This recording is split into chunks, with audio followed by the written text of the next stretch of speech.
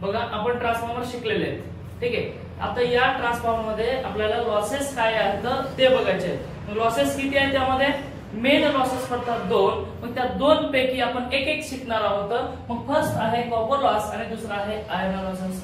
पण ट्रान्सफॉर्मर हा आयडियली म्हणजे काय? आयडियली नो लॉसेस, त्याच्यामध्ये लॉसेस आहेत का? नाही। पण प्रॅक्टिकली काहीतरी लॉसेस होतात। मग त्या प्रॅक्टिकली लॉसेस मध्ये 2 लॉसेस, मग त्याच्यातला पहिला लॉस आहे कॉपर लॉस आणि दुसरा आहे आयर्न लॉस। मग आता कॉपर लॉस म्हणजे काय?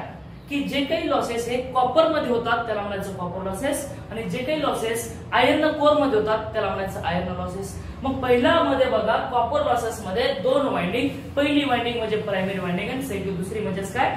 Secondary winding. मग सेकंडरी वाइंडिंग आणि प्रायमरी वाइंडिंग या दोघांचे जर कॉपर लॉस आपण ऍड केलो तर त्या ठिकाणी टोटल आपला कॉपर लॉस येईल। आणि दुसरा म्हटलं तर काय?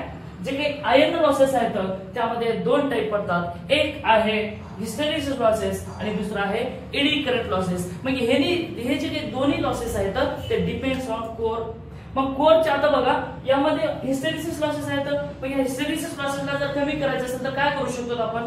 की ज्या ठिकाणी आपण कोरचा मटेरियल वापरतो तो मटेरियल एकदम कमी परमिएबिलिटीचा वापरला तर चालेल का? नाहीये। म्हणजे त्याची परमिएबिलिटी कशी असायला पाहिजे? हाय। आणि ज्यावेळेस परमिएबिलिटी हाय असेल त्यावेळेस फ्लक्स हा जास्त पास होईल, आणि फ्लक्स जर जास्त पास झाला तर त्या ठिकाणी लॉसेस आपला काय होईल? कमी होईल, ठीक आहे। आणि त्यानंतर दुसरा आहे एडी करंट लॉसेस। आणि जे काही एडी करंट लॉसेस आहे ते डिपेंड्स होतात त्याच्या स्टॅपिंग्स होते। आणि स्टॅपिंग्स मध्ये बघा जे काही एडी करंट लॉस होणारे स्टॅपिंग्स मध्ये होत असतात, म्हणजे एका स्टॅपिंग मध्ये जे काही फ्लक्स आहे ते प्रत्येक स्टॅपिंग कट करत असतं, आणि जे काही फ्लक्स कट करणार आहे ते प्रत्येक स्टॅपिंग एकमेकापासून आपल्याला आयसोलेट करावं लागेल, आणि ते करण्यासाठी आपल्याला लॅमिनेशन करावं लागेल। ज्यावेळेस आपण लॅमिनेशन करतो त्यावेळेस आपला एडी करंट लॉस कमी होत असतं। पण यामध्ये एक गोष्ट लक्षात घ्यायची आहे, पण हे दोन्ही जे काही लॉसेस आहेत ते कॉन्स्टंट म्हणलं, पण it's depends on frequency because of hysteresis losses is directly proportional to frequency. आणि या ठिकाणी बघा eddy current losses is depends on frequency square, म्हणजे जे काही फ्रिक्वेन्सी आहे त्याची स्क्वेअर केलं की या ठिकाणी एडी करंट लॉसेस हे वाढत असतो, ठीक आहे। मग आता बघा या प्रायमरी जे काही कॉपर लॉसेस आहेत आणि आयर्न लॉसेस आहेत, त्या दोन्ही लॉसेस मध्ये जर आपल्याला टोटल लॉसेस जर काढायचे असेल तर काय करणार तुम्ही? Total losses equal